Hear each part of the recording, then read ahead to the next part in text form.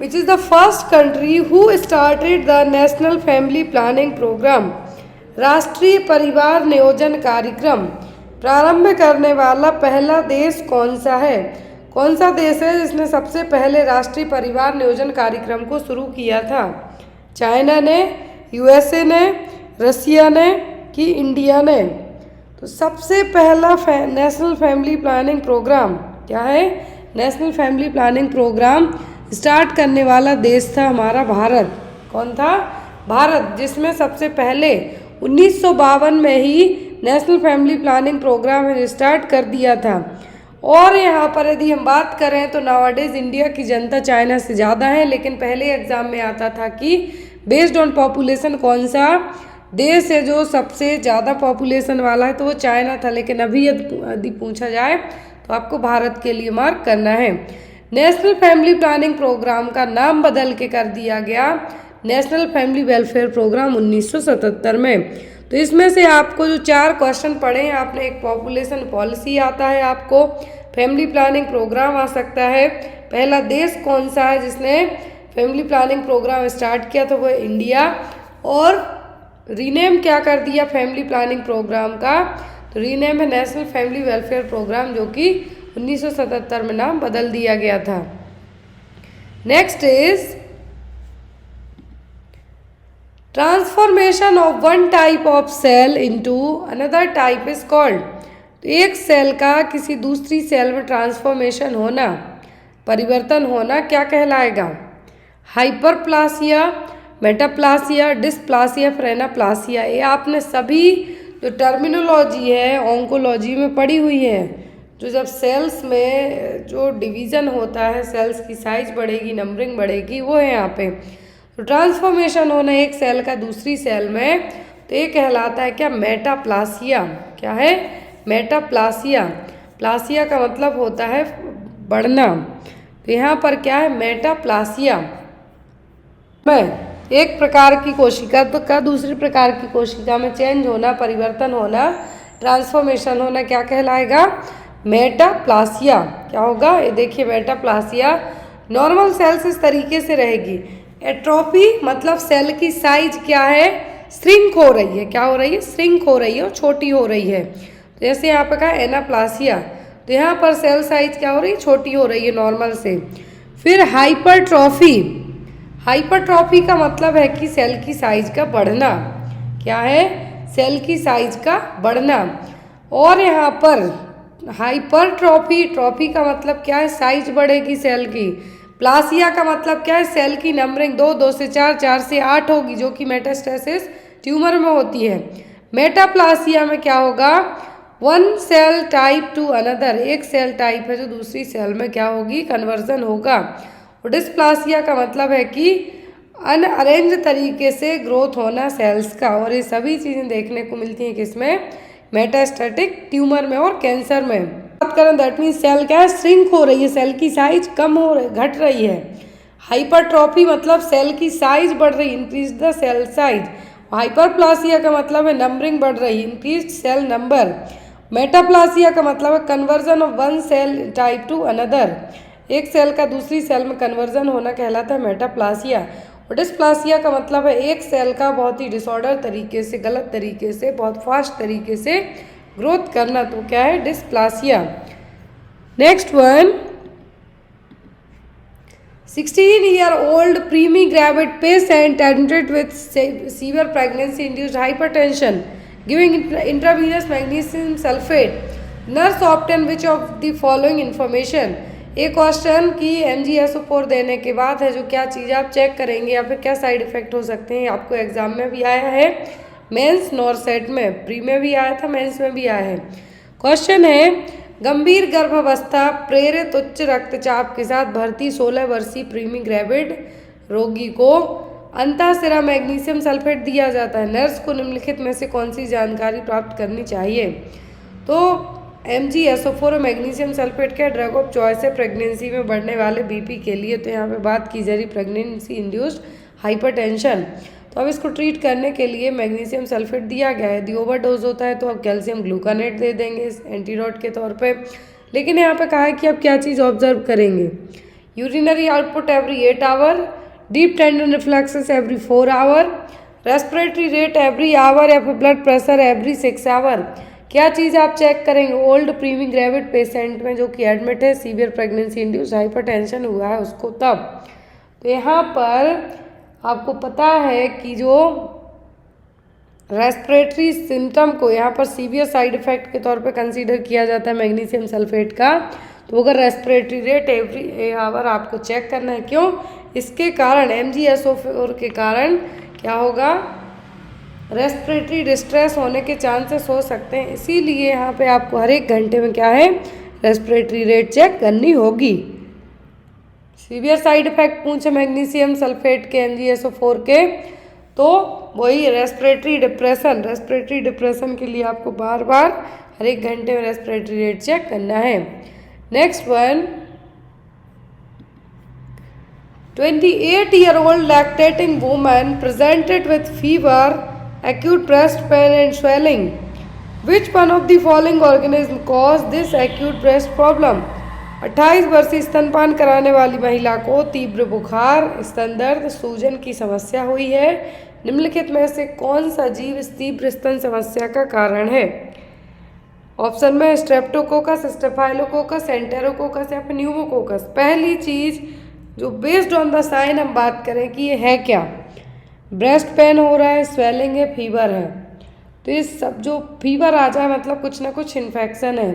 तो अब यहाँ पर ब्रेस्ट में तो ये क्या कहलाएगा? मास्टाइटिस। ब्रेस्ट में होने वाला इन्फेक्शन इन्फ्लेमेशन क्या कहलाएगा? मास्टाइटिस। इस मास्टाइटिस का मोस्ट कॉमन साइन क्या है? कॉज क्या है वो? स्टेफाइलोकोकस। क्या है? स्टेफाइलोकोकस। तो यहाँ पर आपका आंसर भी क्या होगा? Option number B. जो मास्टाइटिस है, स्वेलिंग और इन्फ्लेमेशन होना ब्रेस्ट में, तो यहाँ पर इसके जो साइन बताए गए हैं कि फीवर है, ब्रेस्ट पेन है, स्वेलिंग भी है, तो ये किसके? सभी मास्टाइटिस के साइन हैं। और ये होता किससे? मोस्ट ऑफ दी स्टेफाइलोकोकस से। Next one, physiological anaemia during pregnancy is a result of. गर्भावस्था के दौरान शारीरिक रक्ताल्पता किसका परिणाम है? प्रेगनेंसी में जो फिजियोलॉजिकल एनीमिया होता है उसका रीज़न क्या है? Decrease dietary intake of iron, increase plasma volume of the mother, decrease erythropoiesis in the pregnancy या फिर increase demand of the foetus. तो यदि प्रेगनेंसी में फिजियोलॉजिकल एनीमिया देखने को मिलता है तो ये होता है ब्लड प्लाज्मा वॉल्यूम बढ़ने के कारण। किसके कारण? प्लाज्मा वॉल्यूम बढ़ने के कारण। तो आंसर क्या होगा? Decreased plasma volume of the mother.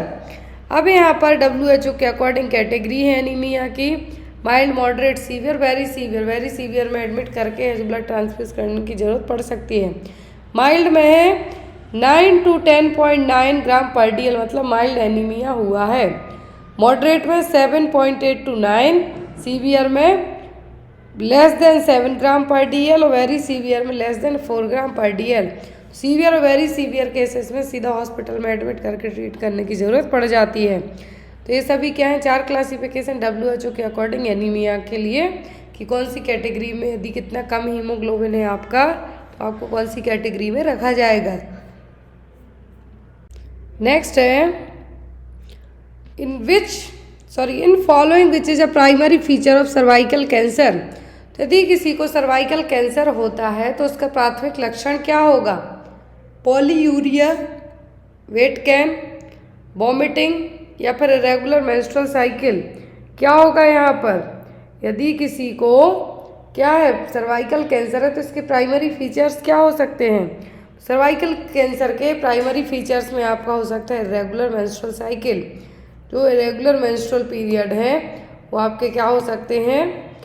जो रेगुलरली आने चाहिए 28 दिन में, या किसी की 30, किसी की 35, उसकी जगह पे कैसे आएंगे? रेगुलर आएंगे। आपको बहुत ज़्यादा ब्लीडिंग होगी, बार बार ब्लीडिंग होगी, महीने में 2 बार तक ब्लीडिंग होगी। तो ये सभी क्या है? प्राइमरी फीचर हैं किसके? सर्वाइकल कैंसर के। तो यहाँ पर आपका आंसर क्या होगा? Irregular menstruation. Next one, after ovulation has occurred the ovum remains viable for. तो ओव्यूलेशन के बाद, आफ्टर ओव्यूलेशन की प्रोसेस में एग रिलीज होता है तो ओवम कितने टाइम तक जिंदा रह सकता है? 1 to 6 hour, 12 to 18 hour, 24 to 36 hour और 48 to 72 आवर तक। तो यहाँ पर ओवम की बात की जा रही है तो ओवम रहता है 12 से 24 घंटों तक। कितना? 12 से 24 घंटे तक है जो वायबल रहेगा। ओवुलेशन के बाद ओवुलेशन में क्या होगा, ओवरी एक एग है जो रिलीज कर देगी। तो यहाँ पर जो ओवम है, ओवम वायबल रहेगा कितना, 12 से 18 घंटों तक। एज एन ऑप्शन की बात करें तो कितना होगा, 12 to 18 आवर्स तक। तो आंसर आपका क्या होगा, option number B. Next one, most common cause of peritonitis. Peritonitis का मोस्ट कॉमन कॉज क्या है? पेरिटोनियम लेयर जो कि कवरिंग लेयर है एब्डोमेन की। तो यहाँ पर पेरिटोनाइटिस में कुछ इन्फेक्शन होता है तो क्या इसका रीज़न होगा, यूकोलाई, एच पाइलोरी मतलब कि Helicobacter pylori, group A streptococcus treponema pallidum. तो यहाँ पर किसके लिए रिस्पॉन्सिबल होगा, सिफिलिस के लिए तो है ट्रिप्नोमा पैलिडियम, एच पाइलोरी है पेप्टिक अल्सर के लिए। अब बचता है क्या आपका, इकोलाई। क्या है, इकोलाई, जो कि यूटीआई में पेरिटोनाइटिस के लिए सबसे कॉमन कंसीडर किया जाता है कि इसके थ्रू है जो ये प्रॉब्लम होंगी, यूटीआई। एंड यदि एब्डोमेन ऑर्गनल में या फिर पेरिटोनाइटिस का जो रीजन पूछते हैं, पेरिटोनाइटिस से पूरी कवरिंग हो गई, लेकिन इस कवरिंग में यदि इन्फेक्शन इन्फ्लेमेशन होता है तो ये कहलाएगी पेरिटोनाइटिस। तो इसका रीज़न क्या होता है, अकॉर्डिंग टू ऑप्शन के तो होगा E coli bacteria. Next is the emergency contraceptive for women is. महिलाओं के लिए आपातकालीन गर्भ निरोधक कौन सी है, माला डी, माला एन, लेवोनोजेस्ट्रोल या फिर प्रोजेस्ट्रॉन। तो इमरजेंसी कॉन्ट्रासेप्टिव है जो वुमेन के लिए वो कौन सी है, होगी यहाँ पर लेवोनोजेस्ट्रोल, जो आइकेन आईपेल मार्केट में अवेलेबल होती है वही। इसमें क्या है, लेवोनोजेस्ट्रोल रहेगा, जिसको विदिन 72 घंटों के अंदर यदि अनप्रोटेक्टेड इंटरकोर्स किया हुआ है, बच्चा नहीं चाहते हैं, तो यहाँ पर आप क्या करेंगे, लेवोनोजेस्ट्रोल जो कि विदिन 72 घंटों के यूज़ कर ली जाती है। Next is hormonal contraceptive choice in lactating mother is. यदि माँ अपने बच्चे को फीड कराती है तो कौन सी कॉन्ट्रासेप्टिव है जो आप देंगे, hormonal contraceptive, mini pills, combined pills, centchroman या फिर नन ऑफ द अबव। कौन सी हार्मोनल कॉन्ट्रासेप्टिव होगी, पहली चीज़ जो माँ नर्सिंग मदर, लैक्टेटिंग मदर अपने बच्चे को फीड कराती हैं तो उनको क्या है, कॉन्ट्रासेप्टिव, स्पेशली हार्मोनल कॉन्ट्रासेप्टिव के लिए अवॉइड किया जाता है। लेकिन यदि देना भी है तो क्या देंगे, मिनी पिल, क्योंकि इसमें बहुत कम मात्रा में प्रोजेस्टेरॉन रहेगा, स्मॉल क्वांटिटी होगी प्रोजेस्टेरॉन की, जो कि जो ब्रेस्ट मिल्क का प्रोडक्शन करता है और जो बेबी फीड करेगा उसके लिए क्या करेगी, ये टारगेट नहीं करेगी, जो कि 99% तक इफेक्टिव होगी। तो यहाँ पर प्रोजेस्टेरॉन या फिर मिनी पिल है जो माएँ जो बच्चे को फीड कराती हैं, लैक्टेटिंग मदर है, नर्सिंग मदर हैं, वो कौन सी कॉन्ट्रासेप्टिव यूज़ कर सकती हार्मोनल, तो वो होगी यहाँ पर मिनी पिल्स, जिसको कहा जाता है प्रोजेस्टेरॉन ओनली पिल्स। नेक्स्ट है यहाँ पर सहेली। सहेली वन सा वीक पिल है, मतलब और में लॉक्सिफेन है जो इसके लिए सेंट्रोक्रोमेन नाम से भी अवेलेबल है। तो यहाँ पर जो सहेली है, क्या है, सहेली है, ये हफ्ते में एक बार ली जाती है, वन सा वीक पिल के नाम से भी ये जानी जाती है, सहेली और centchroman. Next one, safe period is calculated bye.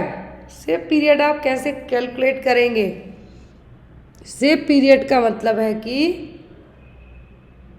जो 5 दिन पहले के और 5 दिन बाद के पीरियड्स के बाद सेफ कंसीडर किए जाते हैं, वो मतलब इस टाइम पर बिना किसी अनप्रोटेक्टेड मेथड अपना के, कॉन्ट्रासेप्शन मेथड अपना के सेक्स करना तो क्या सेफ पीरियड है और ऐसे बच्चे नहीं होंगे। तो यहाँ पर सेफ पीरियड कैलकुलेट कैसे करेंगे, duration and date of menstruation, length of menstrual cycle, length of ovulation या फिर लेंथ ऑफ ल्यूटियल फेज। पहली चीज़, जब तक एग ही रिलीज नहीं होगा तो बच्चा कैसे का आप कंसीव कर सकते हैं। दूसरी चीज़, ये डिपेंड करता है किस पर, मेंस्ट्रुअल साइकिल पर। मान लीजिए किसी की मेंस्ट्रुअल साइकिल 35 दिन की है, किसी की 28 दिन की है, तो 14वें दिन ही ओवुलेशन होगा, तो यहाँ पर एग रिलीज होगा। तो अब सेफ पीरियड डिपेंड करता है मेंस्ट्रुअल साइकिल पर, 35 दिन की है कि 28 दिन की है। Next one, Nurse is about to catheterize bladder of a pregnant lady. She should be aware that all the following facts about female urethra are true except. तो यदि एक नर्स है जो कैथेटराइज करती है ब्लैडर को, प्रेगनेंसी लेडी प्रेग्नेंट है, तो यहाँ पर कैथेटराइजेशन के लिए सभी चीज़ें आपको सही पता हैं फीमेल यूरेथ्रा को लेके, किसी एक को छोड़कर। It is about 1.5 centimetre in length, sorry inches in length, centimetre में 5 तक जाता है, 5 से ज़्यादा और मेल का होता है 20 तक। It's posterior to vaginal orifice, it's pierces through urogenital diaphragm, it is straight and offer minor resistance for catheterisation. तो ये बिल्कुल सही है कि फीमेल का यूरेथ्रा है as compare to male urethra के बहुत ईजी है कैथेटराइजेशन करना।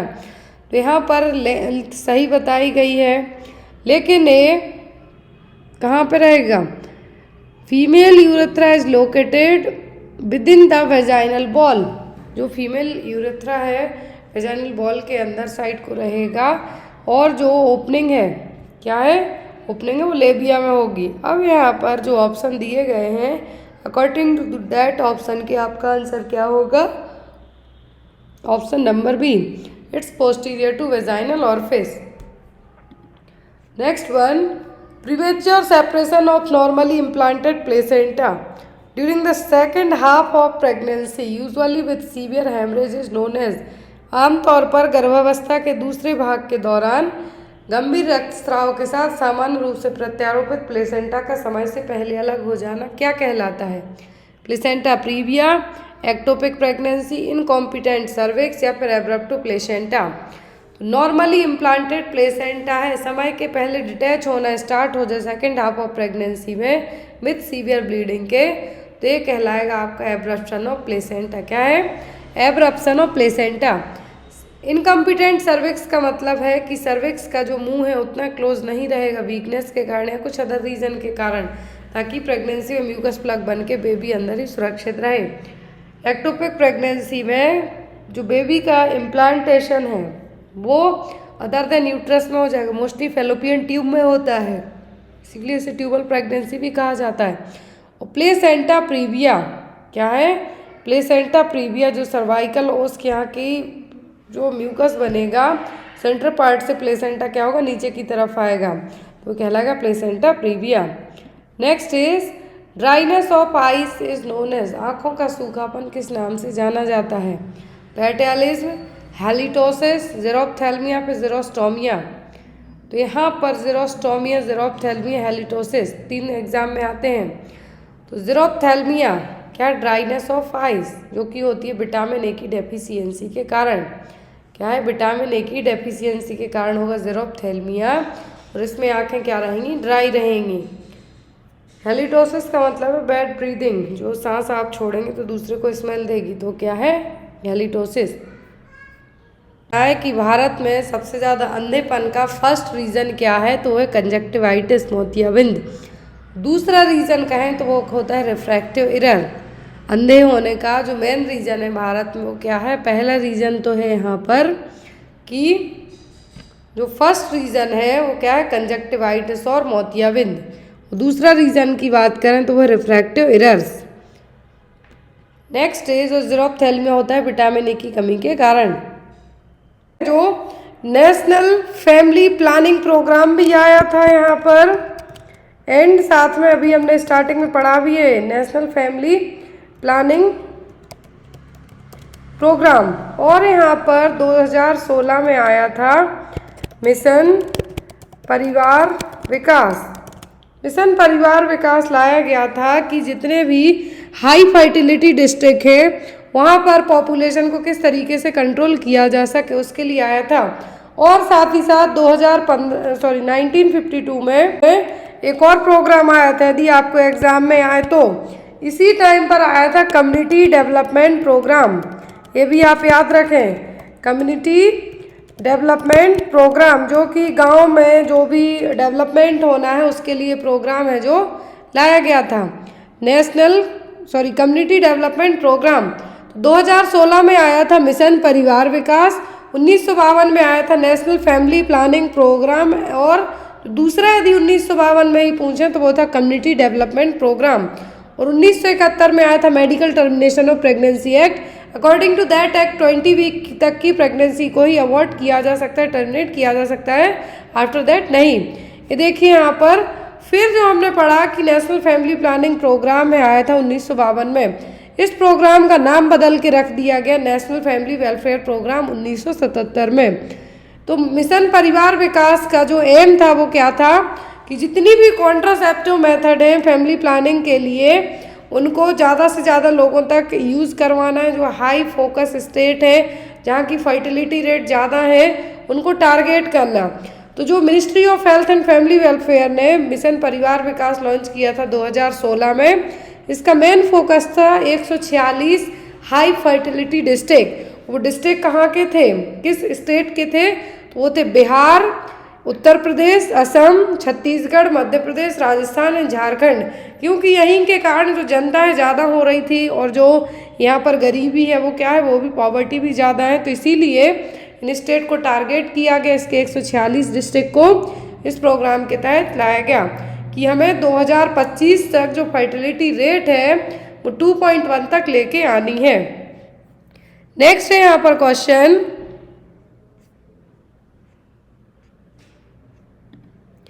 The nurse evaluates the adequacy of the neonates oxygen by monitoring। तो यदि एज अ नर्स आप बच्चे में ऑक्सीजन है जो प्रॉपर एडिक्वेसी है या नहीं, मतलब जितनी ज़रूरत है उतनी है या नहीं, कहाँ से चेक करेंगे, कहाँ से इवालुएट करेंगे आप? Cyanosis of hand and feet, pulse rate continuously, arterial blood gas, the percentage of oxygen received. तो एक न्यूनेट बेबी में इवालुएशन कैसे करेंगे ऑक्सीजन का कि बच्चे में प्रॉपर ऑक्सीजन है या नहीं, तो वो होगा ABG से। किससे? आर्ट्रियल ब्लड गैस एनालिसिस से। किससे? ABG से। साइनोसिस है जो बच्चे में हैंड और फीट में बस देखने को मिल रही है यदि, लेकिन सबसे पहले बच्चों में साइनोसिस की कंडीशन देखने को मिलती है, लिप्स के यहाँ से शुरुआत होती है। फिर यहाँ पर आपको चेक करना है ऑक्सीजन, तो ऑक्सीजन के लिए सबसे सही क्या होगा? Arterial blood gas analysis. Clear? Next one is the common type of fracture is seen in children. तो बच्चों में सबसे ज़्यादा जो फ्रैक्चर होता है वो कौन सा होता है? Pots fracture, green stick fracture, clavicle fracture या फिर कोलेस फ्रैक्चर। तो सबसे कॉमन फ्रैक्चर की बात की जा रही है, वो भी बच्चों में। जो बच्चे जब गिरते हैं सबसे कॉमन फ्रैक्चर कौन सा देखने को मिलता है? तो बच्चों में सबसे कॉमन फ्रैक्चर होता है, यदि हम बोन की बात करें तो सबसे कॉमनली बच्चों की जो हड्डी टूटती हैं वो है radius ulna, radius ulna forearm की जो बोन्स है वो। कूलिस फ्रैक्चर जो कि radius close to the wrist, यहाँ पर जो कूलिस फ्रैक्चर है वो है। लेकिन बच्चों में यदि बात की जा रही है तो यहाँ पर यदि इस पर्टिकुलर बोन पूछें तो आप रेडियस अल्ना कहेंगे, लेकिन कॉमन टाइप का फ्रैक्चर पूछें तो वो होता है ग्रीन स्टिक फ्रैक्चर, जिसमें एक बोन है क्या रहेगी? एक बोन है जो क्या हो जाती है, एक तरीके से हमें कहेंगे कि लकड़ी जैसे आप तोड़ते हैं उस तरीके से यहाँ पे हड्डी भी टूटेगी, एक साइड बेंड रह जाएगी, दूसरे साइड से बोन टूट जाएगी। ये देखिए यहाँ पर हेयरलाइन फ्रैक्चर का मतलब है कि फ्रैक्चर जिगजैग मैनर में होगा। कैसा? जिगजैग मैनर में। ऑब्लिक में सीधा बोन है दो पार्ट में डिवाइड हो जाएगी, दो पार्ट में डिवाइड हो जाएगी। फिर ऑब्लिक नॉन डिस्प्लेस्ड, मतलब एक है ऑब्लिक डिस्प्लेस्ड तो दूसरा है नॉन डिस्प्लेस्ड। तो डिस्प्लेस में क्या होगा कि सेम जगह से दो पार्ट में डिवाइड होगी, बट ऑब्लिक लेकिन नॉन डिस्प्लेस्ड में क्या होगी? वर्टिकल हो सकती है, हॉरिजॉन्टल हो सकती है। लाइनर में बोन इंटरनली क्रैक होगी, इंटरनली क्रैक बस होगी। फिर आता है कम्युनिटेड, कम्युनिटेड में बोन्स के फ्रेगमेंट छोटे छोटे पार्ट में टूट जाएंगे। फिर आता है स्पाइरल, तो स्पाइरल फॉर्म में टूटेगी। और सेगमेंटल में बोन एक से ज़्यादा दो से ज़्यादा जगह से टूटेगी, तो वो कहलाता है segmental fracture.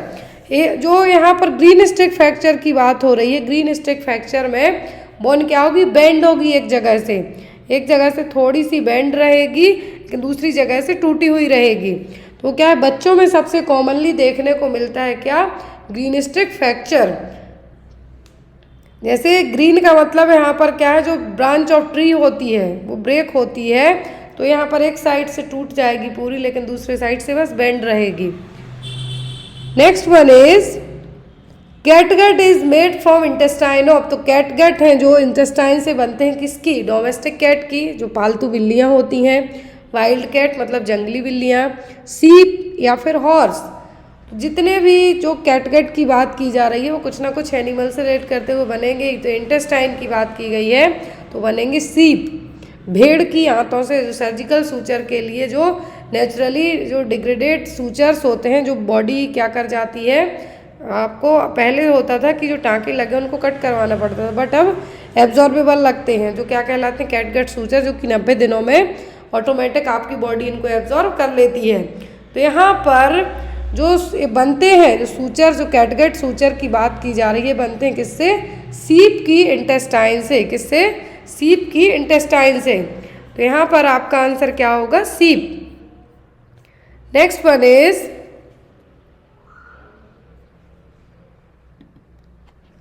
a patient is suspected to have hepatitis, which diagnostic test will confirm the diagnosis?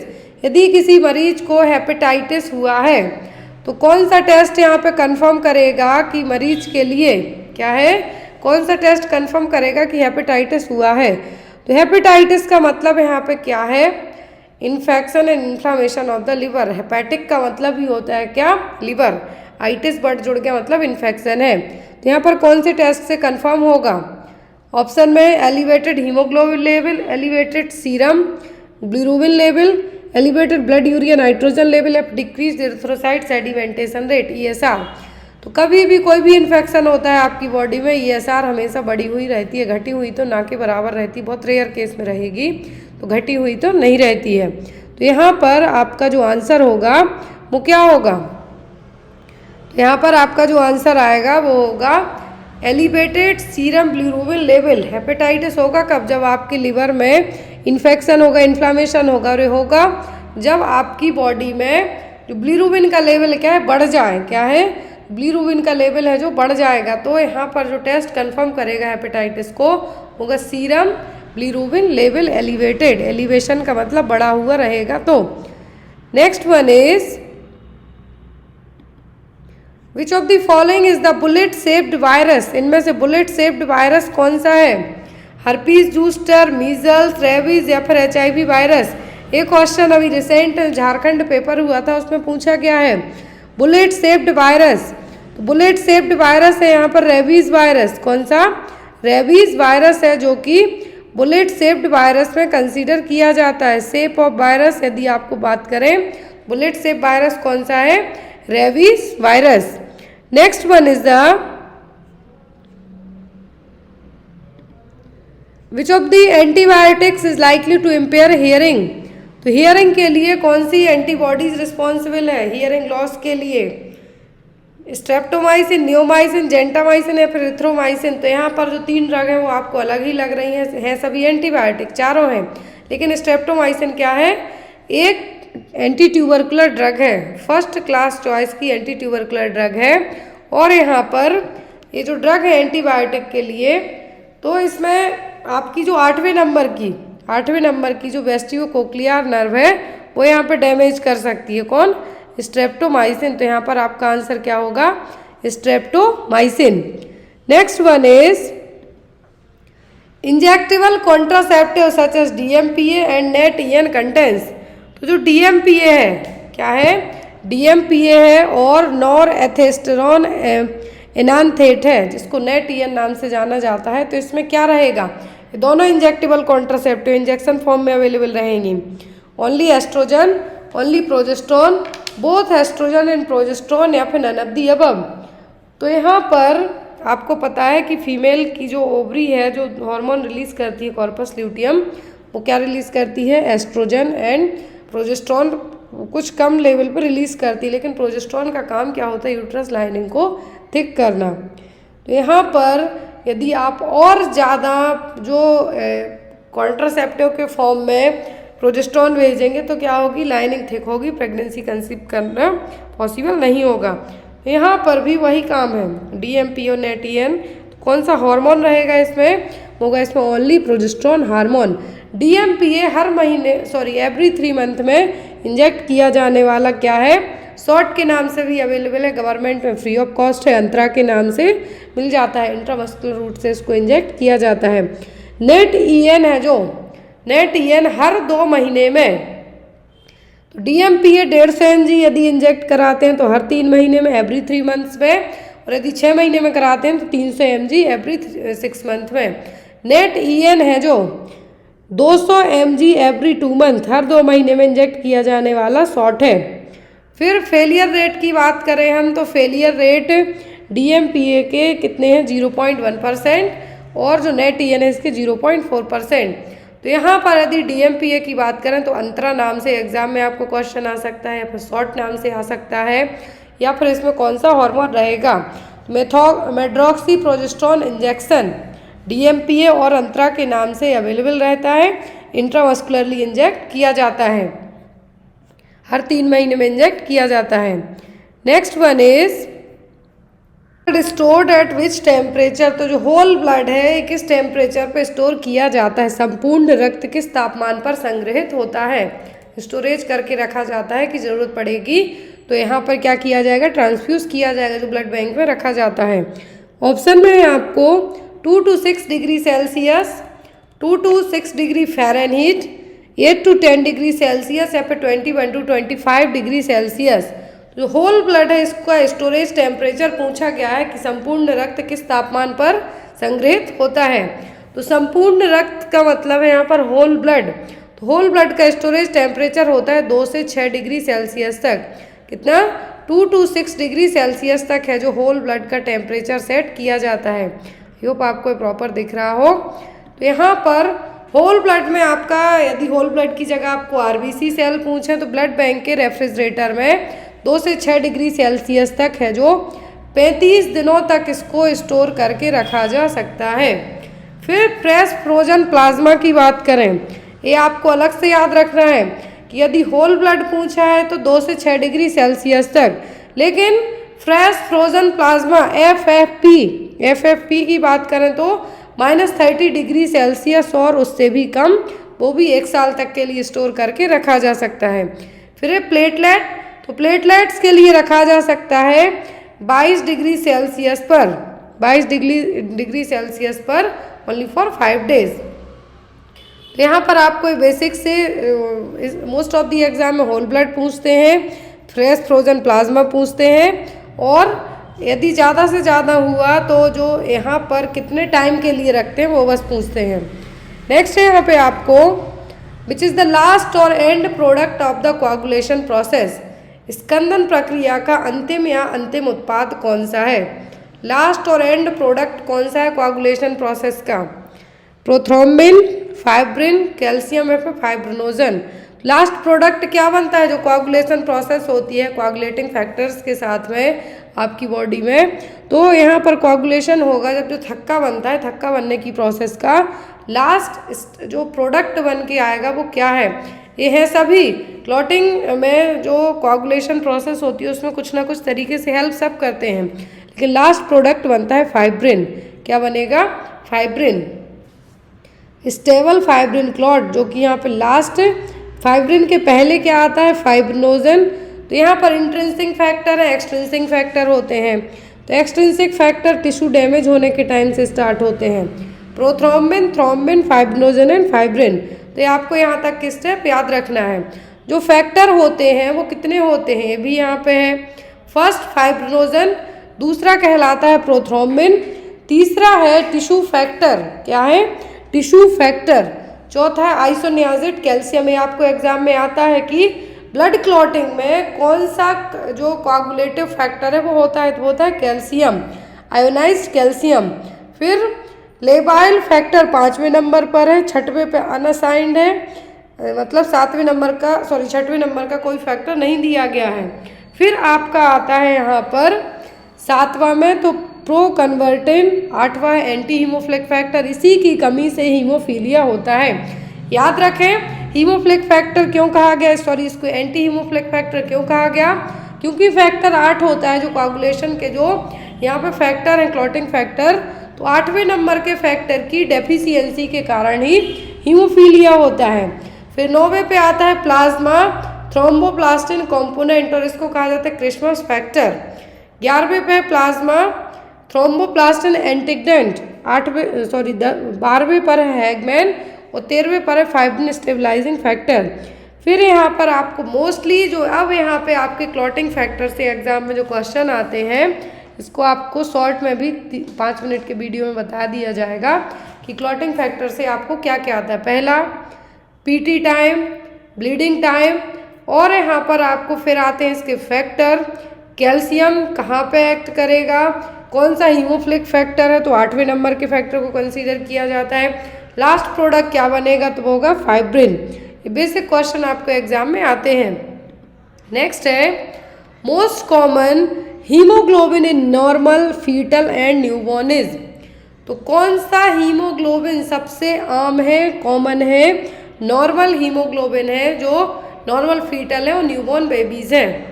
HbF, HbA, HbG या फिर नन ऑफ द अबव। कौन सा फैक्टर है सबसे कॉमन नॉर्मल, फीटल और न्यूबॉर्न में? सबसे कॉमन हीमोग्लोबिन क्या है? तो यहाँ पर आपको बताना है कि कॉमन हीमोग्लोबिन क्या है। यदि बच्चा क्या है, नॉर्मल है, न्यूबॉर्न है और फीटस मतलब यूट्रस में है तब। तो यहाँ पर फीटल हीमोग्लोबिन की बात कर रहे हैं हम, तो वो होता है HbF। क्या है? HbF है जो HbF, Hb का मतलब है यहाँ पर क्या, हीमोग्लोबिन। तो जो HbF हीमोग्लोबिन है वो बच्चों में पाया जाता है। किसमें? बच्चों में पाया जाता है। तो जो नॉर्मली है वो कौन सा है, वो HbF एडल्ट में पाया जाता है, पाया जाएगा। सॉरी, न्यूबॉर्न बेबीज में और फीटल में वो क्या होगा, haemoglobin F, HbF alpha 2 gamma 2।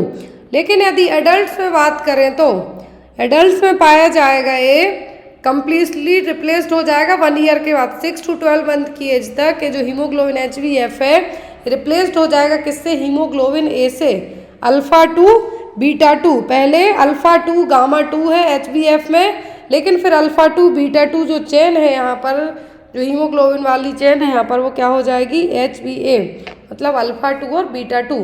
पहले होता है अल्फा 2 और गामा 2। तो यहाँ पर आपको याद रखना है कि फुल टर्म न्यूबॉर्न बेबीज में और फीटल लाइफ में जो हीमोग्लोबिन है वो क्या है, HbF मतलब फीटल हीमोग्लोबिन। फिर HbA में, HbA का मतलब है हीमोग्लोबिन इन एडल्ट। तो यहाँ पर एडल्ट में कौन सा होगा, HbA। Next one is which of the following blood cells plays an important role in blood clotting. Blood clotting में कौन सी सेल्स इंपॉर्टेंट रोल प्ले करती हैं? निम्नलिखित में से कौन सी रक्त कोशिकाएं रक्त का थक्का जमने में महत्वपूर्ण भूमिका निभाती हैं? थ्रोम्बोसाइट, न्यूट्रोफिल्स, ल्यूकोसाइट्स या फिर इरिथ्रोसाइट्स। इरिथ्रोसाइट्स का मतलब होता है रेड ब्लड कार्पसेल्स और रेड ब्लड सेल्स। क्या है? रेड ब्लड कार्पसेल्स और रेड ब्लड सेल्स। लिम्फोसाइट्स जो ल्यूकोसाइट है, न्यूट्रोफिल्स हैं, सभी लिम्फोसाइट्स के पार्ट्स हैं, टाइप हैं। तो जो लिम्फोसाइट्स हैं वो क्या है, वो कहलाती हैं वाइट ब्लड कार्पसेल्स। लिम्फोसाइट करती हैं आपकी हेल्प जब आपकी बॉडी में कोई बाहरी फॉरेन मटेरियल आ जाए तो लड़ने में हेल्प करेंगी। आपका जो ये कह सकते हैं कि डिफेंडर सेल है वो क्या है, वो है लिम्फोसाइट्स। फिर थ्रोम्बोसाइट्स मतलब प्लेटलेट्स। तो प्लेटलेट्स ही हैं जो ब्लड क्लॉटिंग में हेल्प करती हैं। तो यहाँ पर थ्रोम्बोसाइट्स को क्या कहा जाता है, प्लेटलेट्स। तो प्लेटलेट्स आपका और जो थ्रोम्बोसाइट है करेक्ट आंसर होगा। Good attachment sign of breastfeeding are all except. तो सभी गुड अटैचमेंट साइन है ब्रेस्ट फीडिंग के किसी एक को छोड़कर 4 कार्डिनल साइन कंसीडर किए जाते हैं गुड अटैचमेंट साइन के, कि बच्चा जो बेबी है प्रॉपर तरीके से ब्रेस्ट फीडिंग कर रहा है या नहीं। ऑप्शन में है baby's mouth widely open, lower lip turn inward, baby's chin touch the breast, majority of areola is inside baby's mouth. Good attachment sign की बात की जा रही है कि बच्चा प्रॉपर तरीके से फीड कर रहा है या नहीं। वो यहाँ पर होगा कि सबसे पहला बेबी का माउथ है जो वाइडली ओपन होगा, बड़े तरीके से मुंह खोलेगा। लोअर लिप हमेशा जो नीचे का लिप है बाहर की तरफ रहेगा, आउटवर्ड। बेबी का चिन है जो माँ के ब्रेस्ट को टच करेगा और एरियोला का जो मोस्ट ऑफ द पार्ट है बेबी के मुंह के अंदर रहेगा।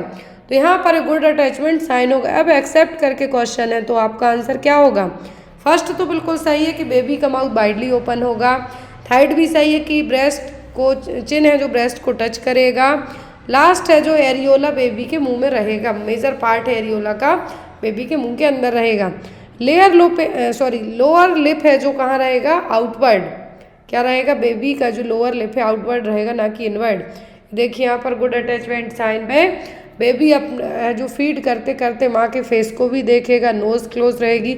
लेकिन आपको इतना याद रखना है, बट जो आपके कार्डिनल साइन में कंसीडर किया जाता है वो यही होता है कि बेबी का माउथ है जो वाइडली ओपन होगा, चिन है ब्रेस्ट को टच करेगा, साथ ही साथ बेबी के जो लिप्स हैं वो आउटर वर्ड रहेंगे, लोअर लिप है जो आउटर वर्ड रहेगा, और यहाँ पर मेजॉरिटी ऑफ एरियोला बेबी के मुंह के अंदर रहेगा। तो यहाँ पर आपका जो सही आंसर है वो क्या होगा, वो होगा लोअर लिप टर्न इनवर्ड, क्योंकि यहाँ पर एक्सेप्ट करके पूछा है। बट यदि पूरे 4 साइन की बात करें तो यहाँ पे आउटवर्ड होगा lower lip. Next one is below what weight hepatitis B vaccine is not recommended to be given. कितने से कम वजन हो बच्चे का तो हेपेटाइटिस बी वैक्सीन नहीं देना है। 1 किलोग्राम, 2 किलोग्राम, 3 किलोग्राम, यहाँ पे 2.5 kg। तो जब भी हेपेटाइटिस बी वैक्सीन की हम बात करते हैं इंट्रामस्कुलरली बच्चे में दी जाती है eight the time of birth. लेकिन यहाँ पे क्राइटेरिया रखा गया है कि यदि बच्चे का वजन कितने ग्राम से कम हो तो ये नहीं देना। जैसे विटामिन के का इंजेक्शन दिया जाता है, 1 किलोग्राम से कम बच्चे का वजन है तो डोज भी हाफ कर देते, 0.5 कर देते हैं। यदि बच्चा नॉर्मल टर्म है, नॉर्मल बर्थ वेट है 2.5 kg तो पूरा देंगे, आप 1 देंगे। ऐसे ही यहाँ पर हेपेटाइटिस बी वैक्सीन में है, लेकिन यहाँ पर यदि बच्चे का वजन 2 kg से कम है तब आपको उसके लिए हेपेटाइटिस बी का वैक्सीन नहीं देना है। You have to wait and watch कि जब तक बच्चा है जो 2 किलोग्राम वजन कंप्लीट करके ना हो जाए तब तक आपको हेपेटाइटिस बी वैक्सीन नहीं देना है। हेपेटाइटिस बी वैक्सीन है जो, और जो हेपेटाइटिस बी वायरस है ये माँ से बच्चे में जा सकता है वर्टिकल ट्रांसमिशन के थ्रू, ट्रांसफ्यूजन के थ्रू जा सकता है, सेक्सुअल रूट के थ्रू भी जा सकता है, सेक्सुअल एक्टिविटी के द्वारा भी जा सकता है। हेपेटाइटिस बी है जो most of the needle prick injury से भी होने के चांसेस रहते हैं। तो जितने भी हॉस्पिटल केयर वर्कर होते हैं, हेल्थ केयर वर्कर होते हैं, उनको कंपलसरी रखा जाता है कि आपको हेपेटाइटिस बी वैक्सीन लगी हुई हो, क्योंकि आप मेडिकेशन इंजेक्ट करते हैं, इंजेक्शन लगाते हैं तो उस टाइम पर निडल प्रिक होने के चांसेस आपको रह सकते हैं। तो इसीलिए हेपेटाइटिस बी वैक्सीन लगाई जाती है, लेकिन eight the time of birth भी बच्चों में दी जाती है। लेकिन बच्चे का वजन यदि 2 किलोग्राम से कम है तो उसको हेपेटाइटिस बी वैक्सीन नहीं देंगे। आप वेट करेंगे कि जब बच्चे का वजन 2 किलोग्राम क्रॉस कर जाएगा तब आप उसमें वैक्सीन दे सकते हैं। और at the time of birth 3 vaccine दी जाती हैं, hepatitis B vaccine, BCG vaccine, oral polio vaccine. Oral polio vaccine के डोज को 0 में कंसीडर किया जाता है। एंड हेपेटाइटिस बी वैक्सीन यदि वजन 2 किलोग्राम से कम है तो आपको नहीं देना, जब 2 kg हो जाएगा तब आप दे सकते हैं। Next one is cord prolapse is defined as. तो कॉर्ड प्रोलैप्स का मतलब क्या है? Size of cord is short, cord having multiple infection condition, cord is located outside the vulva, cord is lying inside the vagina. Prolapse का मतलब है कि क्या है, बाहर की तरफ निकलना। अब यहाँ पर वो ऑप्शन कौन सा होगा जो कॉर्ड को बताएगा कि वो बाहर की तरफ जा रही है? तो वो होगा यहाँ पर आपका कौन सा ऑप्शन, कॉर्ड की साइज कभी भी छोटी तो नहीं होगी। मल्टीपल इन्फेक्शन कंडीशन यहाँ पर प्रोलैप्स होने के बाद होंगी, पहले नहीं होंगी। तो यहाँ पर जो आपका आंसर होगा वो क्या होगा, cord is located outside the vulva, vulva के बाहर की तरफ रहेगी। अब यहाँ पर ओवर्ट कॉर्ड प्रोलैप्स टाइप है, अब एक क्लिनिकल टाइप है कॉर्ड प्रोलैप्स के, पता चलेगा कि कॉर्ड वल्वा के बाहर की तरफ आ गई है, मतलब क्या है, प्रोलैप्स हो गई है। तो यहाँ पर इनसाइड द वेजाइना और outside the vulva following rupture of the membrane, जो कि कॉमन टाइप है, मतलब कॉर्ड क्या है, इनसाइड द वेजाइना के अंदर रहेगी लेकिन वल्वा के बाहर आ जाएगी, जो कि मेम्ब्रेन रप्चर होने के कारण होगा, और सबसे कॉमनली यही होगी। और कॉर्ड फ्यूनिक प्रेजेंटेशन, कॉर्ड फ्यूनिक प्रेजेंटेशन का मतलब है कि प्रेजेंटिंग पार्ट से ही पहले बाहर आ जाए, इंटैक्ट रहे बैग ऑफ मेम्ब्रेन, जो एमनियोटिक फ्लूइड वाला जो बैग है वो क्या रहेगा, इंटैक्ट रहेगी मेम्ब्रेन, लेकिन अम्बिलाइकल कॉर्ड वेजाइनल एग्जामिनेशन में पाल्पेट हो जाएगी कि बेबी नहीं है बाहर, पहले कॉर्ड बाहर आ गई है। Occult cord prolapse side of the presenting part it not felt by the finger, internal examination करेंगे तभी फील नहीं होगी, लेकिन ये जब मेम्ब्रेन रप्चर होगी उस टाइम पे जरूर फील होगी। सबसे कॉमनली जो प्रोलैप्स होती है overt cord prolapse. Next one is